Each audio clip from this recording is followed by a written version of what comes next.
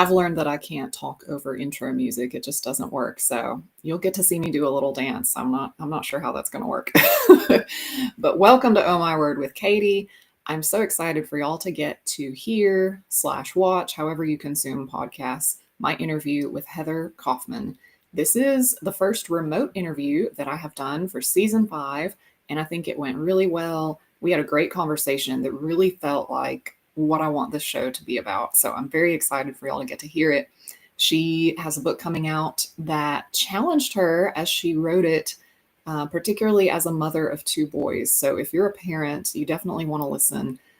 We also talk about other books that she's written, other books that she loves, and it's just a great conversation. So I'm here in my home office, got the bookshelf, got my introvert candle. You're not going to be able to see it on the actual episode, but one of my friends got me this. It says introvert, featuring a calming blend of vanilla and the scent of canceled plans. So it's perfect. And like all introverts, I'm about to go recharge after talking to another human being for 45 minutes. And then I'm going to change my outfit because I have another one later today, another recording that is. But in the meantime, without any further ado, please enjoy my interview with Heather Kaufman. Hey everybody, and welcome to Oh My Word with Katie, the show where we hear from Christian authors, give you amazing book recommendations, and marvel at all the ways God shows up in words and stories. I'm your host, Katie Ginn, and my guest today is Heather Kaufman.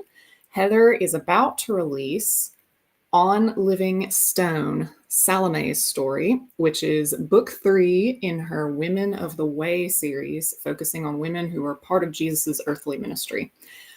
This book made me cry so many times, and we're going to have a reckoning later. But Heather has also written a couple of standalone novels and a children's book, and she lives with her husband and children in St. Louis. So Heather, thanks so much for being on the show today. Oh, thank you so much for having me, Katie. Yeah, I'm so excited because this interviewing Christian writers specifically is a new focus for the show. And I have recorded our premiere episode with a guy who put out a study Bible and he's written theological stuff, and it was awesome. But you're the first fiction author that I've interviewed for this season. So I'm very excited. Oh, I'm honored. Yeah. And I got my little for having me on. Yeah. And I've got my little Shakespeare and Poe and my little bookshelf background. So we're trying to be on theme here. I'm probably going to buy some t-shirts with book stuff on it. I love it. I fully approve of the bookish vibe. Yes, absolutely. So tell us about yourself first. What were you like growing up? Were you a reader, a writer? How did that get started? And kind of how did Jesus meet you in that? Yes, absolutely. I am one of those that I just always loved to read and write. I think I started writing poetry when I was 6. So basically as soon as I could write. And I always loved to read. So I just would read mainly fiction, but just anything I could get my hands on, any genre. And so, yeah, I've just always loved stories, and decided when I was probably around 12 that I was going to be a novelist. Mm-hmm. As one does when you're 12, you just decide, you're like, I'm going to be this. I'm going to be, well, for me, it was a novelist. I was like, I am going to write stories. And I actually wrote a full-length novel in high school, and just that has never been published, and it never will be, hopefully. Right. But I just have always loved story and pursued, studied English in college. And I quickly realized, though, that publishing and traditional publishing too is just it's tricky, it's hard, and also maybe I wouldn't be able to really make a living off of this. So I kind of pivoted in college to be well, if I can't maybe be a writer, maybe I could work with writers. And so I actually pursued working in publishing. So I interned for a publisher and then ended up working in publishing for about 8 years as an associate editor. So, but I'll always loved, I still had that, I was always writing on the side, and I still had that personal itch to just be but I want to produce stories. And so definitely was something that's always been a passion of mine, and ended up having my first published work in 2016. So actually the publisher I was working for knew that I was writing on the side and approached me to see what I had. And so actually my first two standalone books are through the publisher I used to work for, as well as my children's book. And so that was kind of my first kind of foray into being on the other side, right, of the author table. So yeah. That's really cool. How supportive of your publisher. Were they, I mean, how soon was it that they found out that, oh, Heather's actually writing stuff? And did you ever think that they would want to approach you? I never, and they were launching a new fiction line, which is why, because they weren't publishing adult fiction when I started there. And so when they were launching their new fiction line is when they approached me. I forget how many, I guess I've been working for them for probably like 6 years at that point. So yeah, it was definitely a whirlwind experience. And we'll probably touch on this later, but so the books I write now are a very different genre from the books that I started in. I started in just general fiction, contemporary. And so when God placed the Women of the Way series on my heart, it was around in 2016. So it's been a long time. I was like, well, that is a genre that I never thought that I would write in. So I just kind of shelved it. And then God it just wouldn't go away. And so then I'm like, I think I might need someone to help me bring this to fruition. And so that's when I pursued an agent, and she helped me approach some larger publishing houses. And so that's kind of the process. But that was a long journey from the seed of the idea was in 2016 to signing with an agent in 19 to signing with Bethany House in 22. And then to the launch of the first book in the Women of the Way series in 24. So it's wow. a long journey, but it's been really cool to see how God's been really present every step of the way.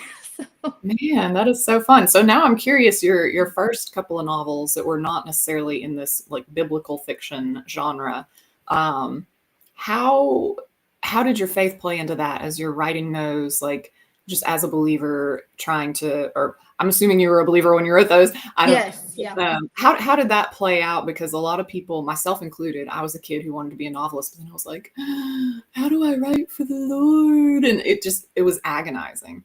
Yes.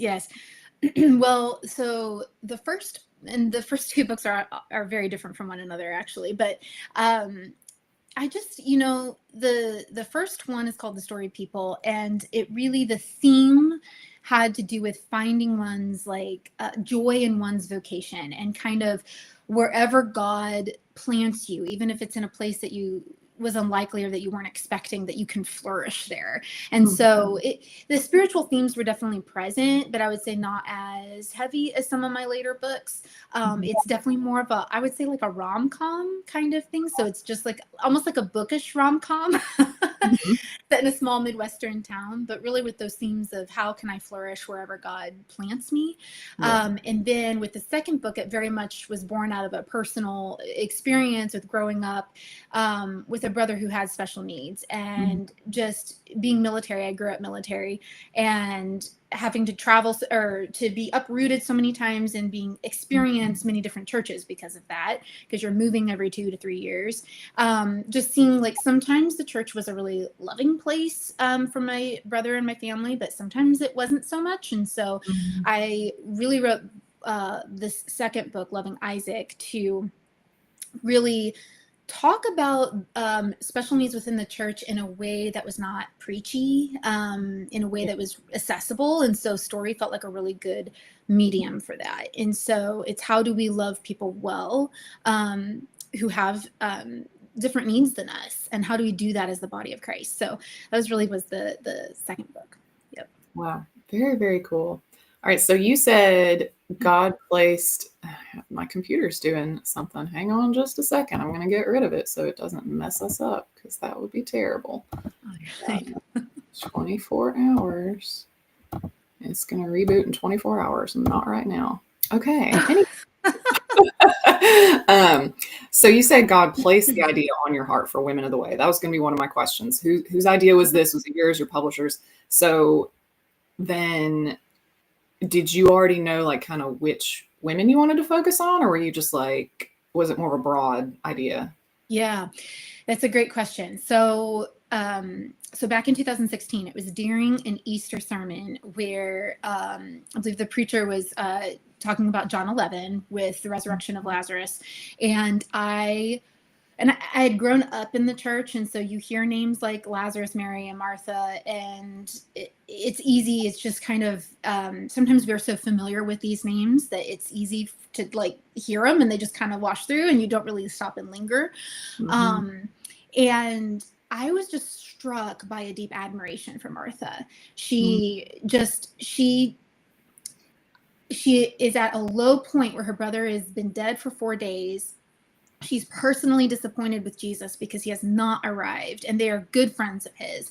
And he looks her in the eye and basically asks for her belief. He's like, do you believe this? And I just thought, like, wow, you could actually be really offended by that question. Do you believe that I'm the resurrection and the life, when Yeah. essentially I let your brother die? Like, Mm-hmm. I didn't get here in time.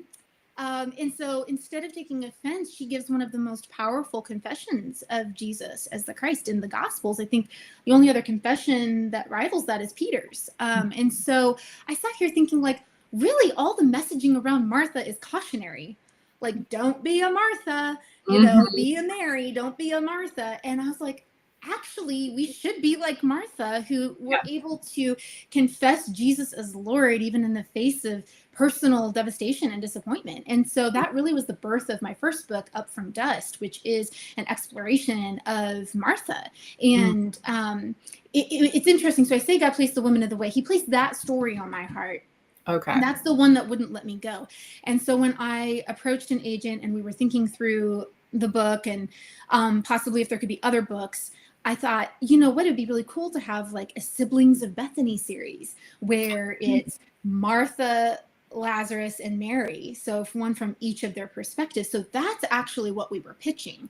We were pitching the Up from Dust book, but then saying, and we could expand it to a trilogy on the siblings. So then when Bethany House picked it up, they were like, we love the Martha book. And we like the idea of a trilogy, but what do you think about pivoting and doing women, Mm-hmm. female followers of Christ? Mm-hmm. And so I immediately was intrigued by that because I was like, oh, okay. And so starting to think through, I really from the beginning knew, okay, if I'm going to do this, I really want to do the lesser known women. Because I feel like there's been a lot of fictionalization of Mary Magdalene. And you can arguably say like even Mary of Bethany is a little bit more well known than her sister. So I just thought through, okay, there's some of these bigger name women, but wouldn't it be cool to choose like lesser known named women? And that right there narrows it down Yeah. Yeah. considerably. So book 2 is on Joanna, the wife of Cusa, Herod Antipas's steward. And again, she's named by name in the Gospel of Luke. But we don't have any like verbal exchange with her. She's named as present, as healed by Jesus in some capacity, and then present at the empty tomb. So with Salome, who is the heroine of this third book on Living Stone, she actually has a verbal exchange with Yes. Jesus where she asks for the thrones on his left and on his right. And so she seemed like a really, I knew right away that I wanted to do her because I'm a mom of 2 boys and a girl. And I just thought, wouldn't it be cool to explore the ministry of Jesus through the eyes of a mother? Not Jesus's mother, but the mother of the men that he's forming to be pillars of the church. And so that's really kind of how the other 2 women played out. But her story was so special to write. Just very emotional and very special for me to write. Yeah, very emotional. And one more time, I'm going to show this beautiful cover. It's just gorgeous. And they're all gorgeous, all 3 of them. But yeah, you have the book in 2 parts. Part 1 is more of her story, kind of pre-Jesus, and then part 2 is, okay, the boys are following Jesus, and here's what happens.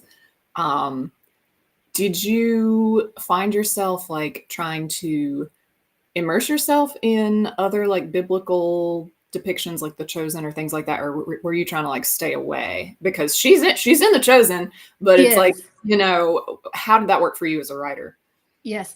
So I usually, whenever I am writing, I usually do stay away from any fictional, like I won't read fiction that touches upon my heroine, because I just don't like. I'll read biblical fiction, but Mhm. I don't want to read any fictional depictions of my heroine. I don't know. I just don't want it to like mess with me. Yeah, yeah. Um, and but honestly, apart from The Chosen, which, and I had already seen The Chosen before starting this novel, and actually, so I say I don't read the fictional depictions, but actually with The Chosen, I did want to rewatch some pivotal scenes. So, for example, when they ask for the thrones on his left and on his right, when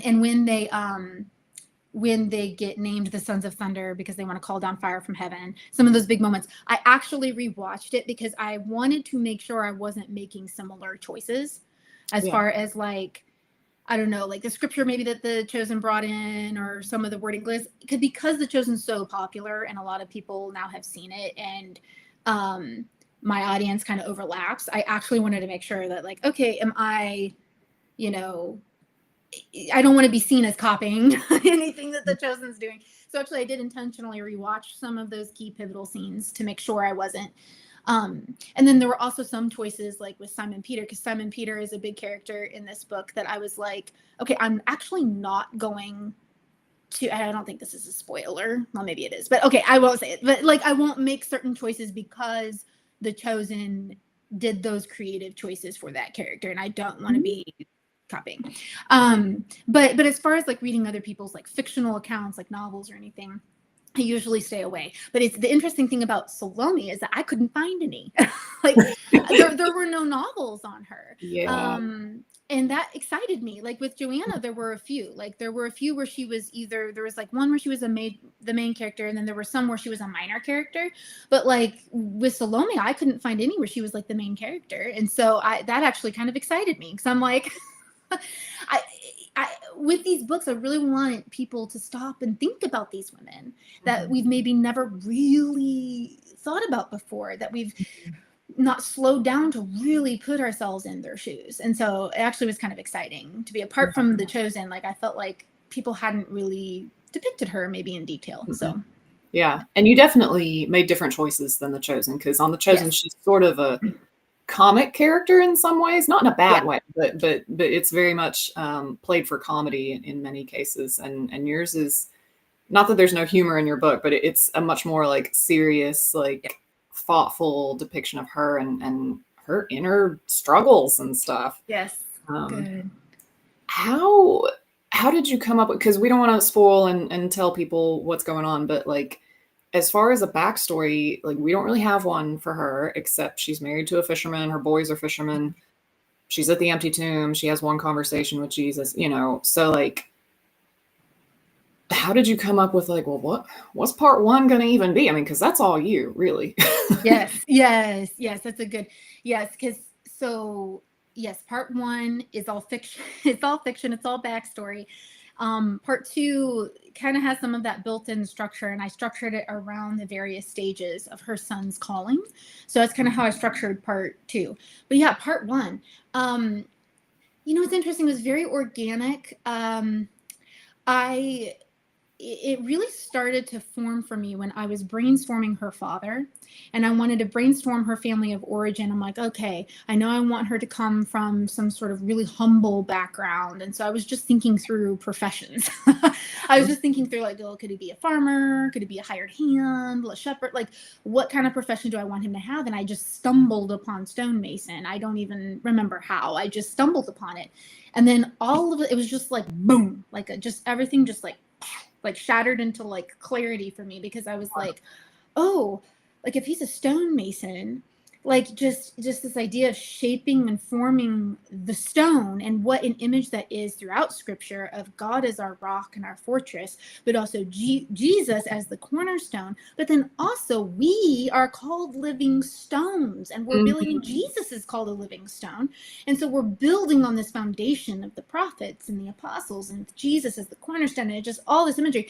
And then I thought too, oh, a mother watching her sons being formed and shaped the way a stonemason shapes that stone into usefulness. And I just, for me, like once that clicked, it was just like, okay. And so it really began with giving her that backstory of Mhm. the daughter of this humble man.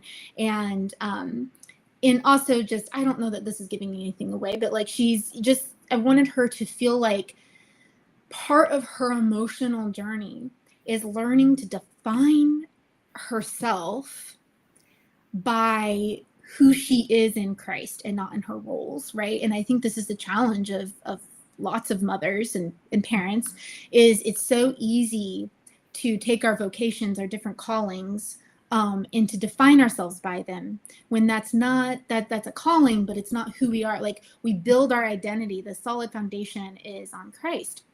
And so I knew that her emotional journey needed to be one of, she tends to try to prove herself because of some of the adversity she's come from. She's been mocked in her childhood. And so when she gets this unexpected gift, she never thinks that she's going to be a mother.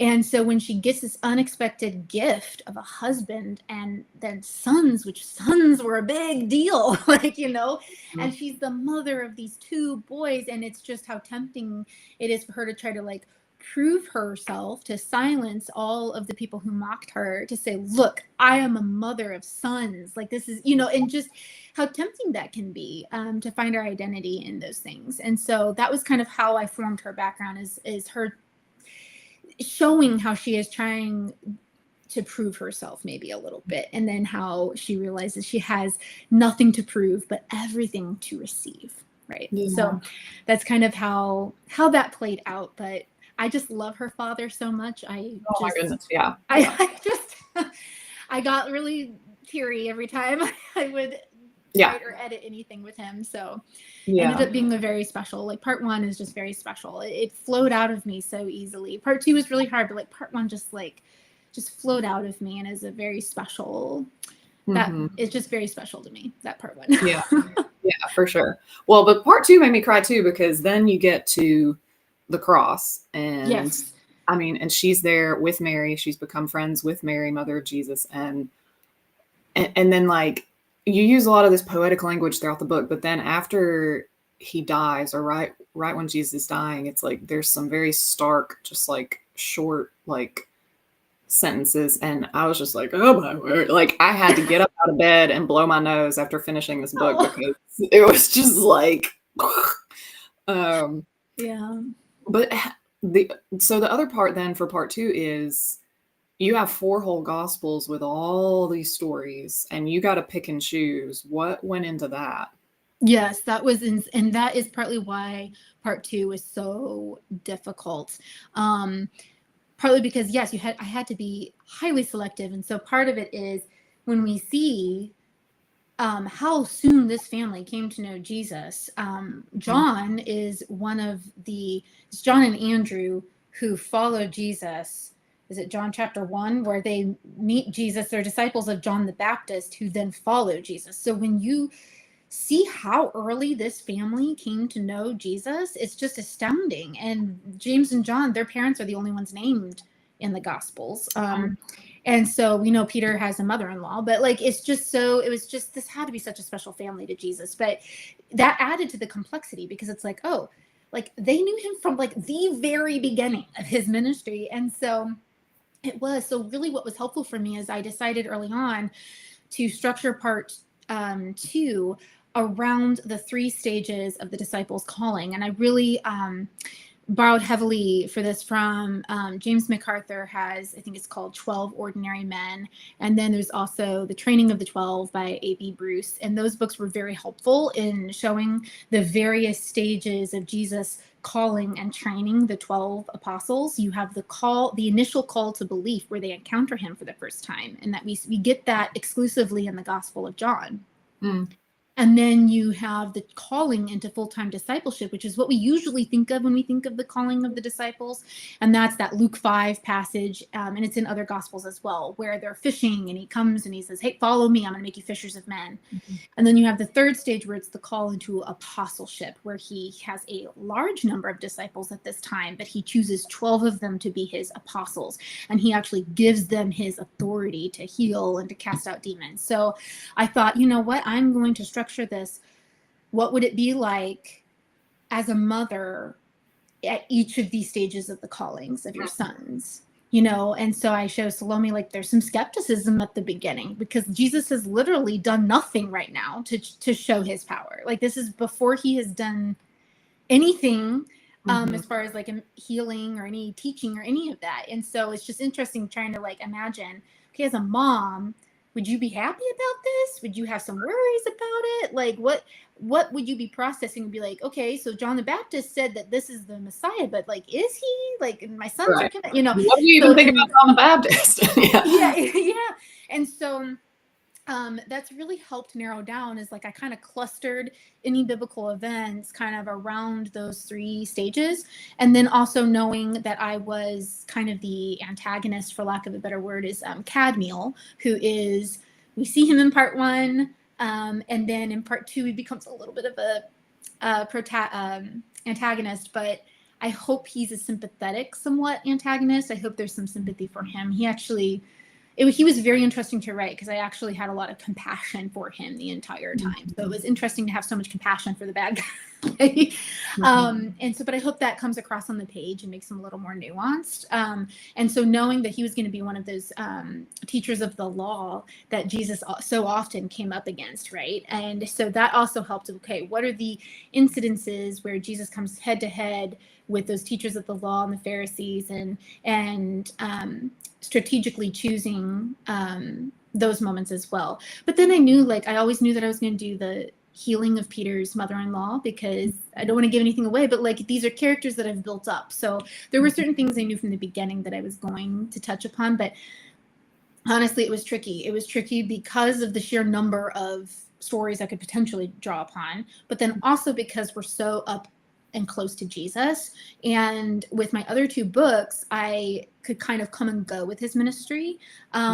He kind of came and went. And with this one, it was just, I kind of joke, I'm like, we were just all up in Jesus's business. Like, you know, because these are his two of the three inner three, you know, and so one of the things that I've set forth is whenever I'm depicting Jesus on the page is I, as much as possible, have scripture in his mouth. And so that it was easier whenever he was kind of coming and going. But it was trickier when I felt like we were so intimate with him in part two. Yeah. So that was tricky as well to figure that out. I'm very happy where I landed, but it was much more of a process getting there with this one than it was with the other two. So Mm-hmm. You've also talked about how emotional it was for you writing this as a mother of two boys, especially. I'm sure a lot of times you're just putting yourself in Salome's shoes. Was there a particular moment, or I don't know, has there been a particular way that God has just encouraged you or touched you as a mom through writing this book? yes, absolutely. Yes. Possibly the thing that gets me the most about this book, where I just cried almost every time I thought about it or or wrote it or edited it or anything, was the fact that Salome was at the foot of the cross with John. And I guess I hadn't really noticed that before. I think it's Yeah. Matthew that places her at the foot of the cross. And then it's in John's gospel where we see that John was there. So when you put two and two together, it's like, well, she was there with her son. Mm-hmm. And we tend to think of Mary, the mother of Jesus, at that moment. But when I actually stopped and thought, what would it be like as a mom to be at the foot of Jesus's cross with your son, who a lot of scholars say was pretty young. So a lot of scholars say that he could have been a teenager still, even at the end of Jesus's ministry. So I'm sitting here thinking, the role of the disciple is to become just like your rabbi, to walk in their footsteps. And what monumental don't know if sacrifice is the right word, but like to be standing there at the foot of the cross and see your son there. And Jesus had said, she had asked for the thrones on his left and on his right. And what is on his left and on his right is the cross. And like Jesus had said, you will indeed drink from my cup.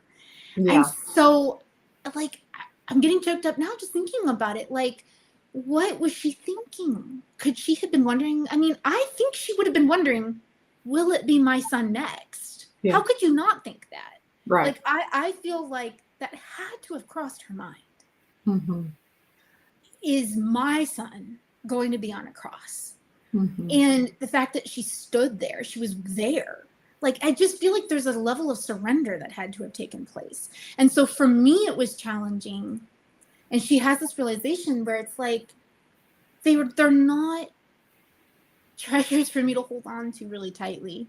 Mm-hmm. They're actually gifts that I'm to be giving back to God. They're not mine, they're his. And so that to me was super challenging to be like, can I love God more than the gifts he gives? Well, sometimes that could be an easy yes when the gifts are things. Like, okay, I can love God more than I love my stuff. Mm-hmm. But can I love God more than my children? Like, you know what I mean? Like, that's like really intense. Like, in the sense of, can I follow him and trust him and love him and his purposes, not just for me, but for my kids? That's a level of open-handedness that I aspire to. I think that's really tricky and really hard. I think as moms especially, it's just like I carried you. Like there's the sense of like you're mine. And even when you're grown, you're mine. Like you're so tied to them. Mm-hmm. But really they're not yours. They're his. And so I think that was just this continual challenge of like he in Salome, she sees herself, right, as this lioness. I have this theme of like, I'm going to be a lioness and rise up for my husband, my children, and be a contender for them. Mm-hmm. That's not a bad thing. Right. And I think that's why this was so tricky to write. Like, I think in my other stories, my heroines struggled with things that were negative. So worry, anxiety, fear of the future, like, and not that Salome doesn't struggle with some of those actually simple things, but her struggles were a little more closer to home and hard to untangle because it's like, no, actually contending for your children and advocating for your children and being a lioness and stewarding the things that these are all good things. Mm-hmm. But when we find our identity there, when we're holding on so tightly that we're not open-handed to what God wants to do, that's where the rub comes in. And so it was really tricky to show, but I was trying to show this idea of like, she's got all these actually honorable good things, these good desires, but she has to learn. I think it's Mary, the mother of Jesus, who says, God is stronger than any lioness ever could be. Mm-hmm. And so you can let go. You can let go and cling to him. And so that really is her emotional journey throughout the story. And it was a continual challenge for myself because I just felt like I was preaching to myself. And my kids are still young. My boys are 11 and 8. So we're not to the full grown stage yet, but my goodness, I already sense this, like this burgeoning into their own personhood, and that feeling of like, ooh, you want to control. You want to control. Yeah. You're going to be this type of person and do this type of thing. And yeah. And this idea of like, it's not that we shouldn't contend for our own, but God is such a better contender. And he loves them so much more than we ever could. And we have to give them over to him. So, yeah.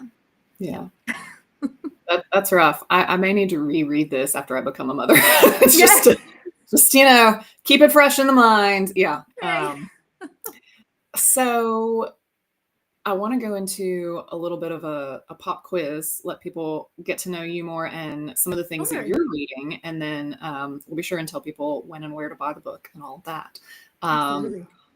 But do you remember, if you can think back, was there a story or an author or a book that kind of first captured you as a reader? I know, like me, you've been reading forever, so I don't know if you can remember the first, but Yeah, the one that came to mind is not like the first. I think I read this book when I was like 11 or 12. Um, so but it's the one that first comes to mind. So I'll just go with that yeah. one. But it's Mara, Daughter of the Nile by Eloise Jarvis McGraw. And she also wrote The Golden Goblet and several others. But the reason why it's set, Mara, Daughter of the Nile, takes place in ancient Egypt. And I'm not one who rereads books. Like as a kid, I never really reread books. And even as an adult, I don't actually reread many books just because there's so many on my to be read that I usually just, Yeah. I don't go back. But Mara, Daughter of the Nile, I just read repeatedly. And I even would sketch like a picture of her and like I put it on my wall. Like, and I think what captivated me about it was just how strong of a heroine she was. It was just the first time where my eyes, it's just good writing for one, but it just was the first time where my eyes felt opened to what it could be like to portray the inner landscape of a heroine in such a compelling way where she felt so real to me that I couldn't believe that someone had made her up.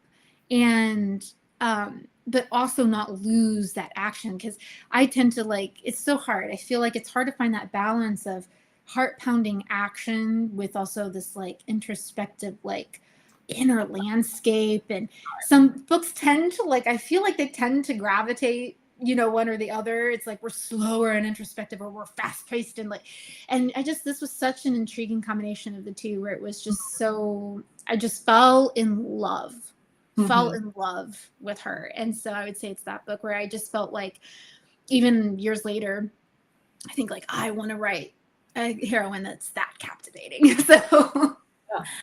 yeah. Well, now you're writing ancient historical. Yes. So very cool. Yes. All right. So other than the Bible stories that you have depicted fictionally, do you have a favorite story from the Bible that just kind of has always stayed with you? Oh my goodness. Okay. So that's so tricky because my mind goes to some of the Bible stories that I am steeped in. So that's tricky because initially I was thinking okay, the calling of the disciples in Luke 5 has become really significant and special to me. If you're going with a non something that I haven't written about, let me think. That's hard. I don't know. I would say Hannah in the Old Testament. Just her prayer for Samuel, and I do touch upon Hannah just a little bit on Livingstone, because it's just that heartfelt prayer of a mother. Her story has always resonated with me, and in looking at her too, she prophesies because she talks about God establishing a king before there was a king in Israel. So she's just, when you study her prayer and the similarity between it and Mary's prayer in Luke, it's just, I've just always loved Hannah's prayer. So I would say Hannah. Yeah. Do you have a favorite book outside of your own genre? So not biblical fiction, but something of another genre. Do you have a favorite? This is also a hard question. I'm going with the first one that came to my mind and this is actually nonfiction, but it is Humble Roots by Hannah Anderson. And I actually have it right here, but Humble Roots, How Humility Grounds and Nourishes Your Soul. And it's one of those books, again, I actually want to reread it, but it's one of those books that I read years ago that I still think about. Because she has such a way of describing humility. It changed how I viewed humility, which is probably why it has stuck with me so much. But just this understanding of humility as rightly viewing yourself, and how sometimes what we view as humility is actually not. It's false humility because maybe we're downing ourselves, or we're being dismissive of ourselves, and that's also not rightly viewing ourselves through the eyes of God. And so I just felt like she did such a fantastic job of breaking humility down. And so I would say Humble Roots would be definitely a favorite.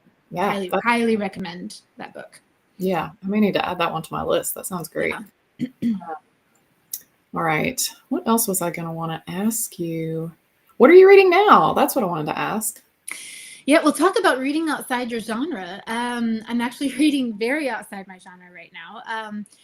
So I have one of my good friends has written a fantasy trilogy, and so I'm on the second book of that. It's called Lightshed by Crystal Grant, and I don't normally read fantasy, but I was just like, she's such a good friend. I'm like, she's read my books, and I'm like, I need to read her books. So I'm on her second one, and it's very good. It's very engaging, and it's just she does such a really good job of world building in a way that's not overwhelming, because I think that's partly why I usually don't read fantasy, because I get a little overwhelmed and can't understand there's like too many things to figure out about this made up world, and she does a really good job of creating a world that you can easily kind of wrap your mind around. And just she's got shadow men versus stewards, and the Lambient, and there's just a lot of spiritual themes throughout, and it's been really fun. I really am enjoying the series. Very cool. And you said it's Lightshed? Lightshed. So it is, oh my goodness, why can I not think of the name of the actual series? Gateway Trilogy. Gateway. Okay.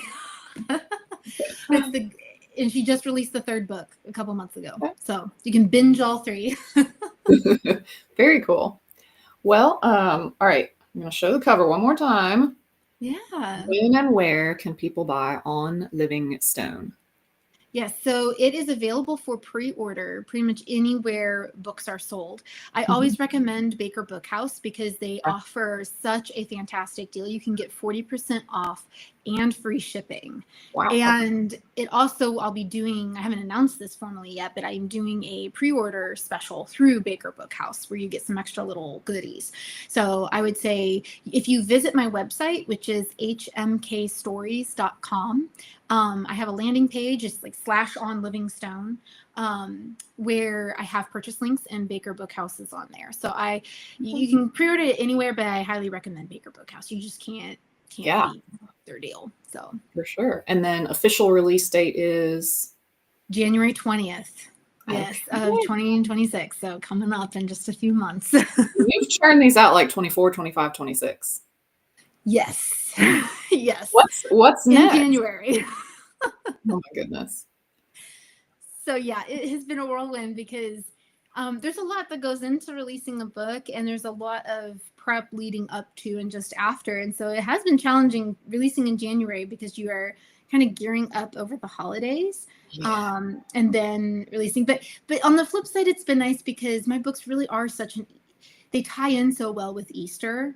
That it has been nice that they've kind of been fresh off the press, when Easter has hit. And so I think that's been really nice because it's like, every Easter there's a new another way book. So that's so cool.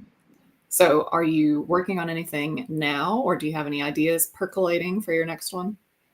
Yes. So I haven't formally announced it, but I will be doing 2 more books with Bethany House. So it will still be New Testament era fiction, centered around Samaria. So very cool. I'm excited. A little bit of a teaser. Yeah. Well, Heather, thanks so much for being on the show today. This was so much fun, and I'm excited for people to read this book because it is so beautiful. Oh, thank you so much for having me, Katie. This has been such a delightful conversation. Yeah, absolutely. And y'all, if you enjoyed Oh My Word with Katie, you will probably enjoy the stories that we're telling at Mississippi Christian Living Magazine as well. So be sure to visit mschristianliving.com or find us on Facebook and Instagram. And I'll talk to y'all soon.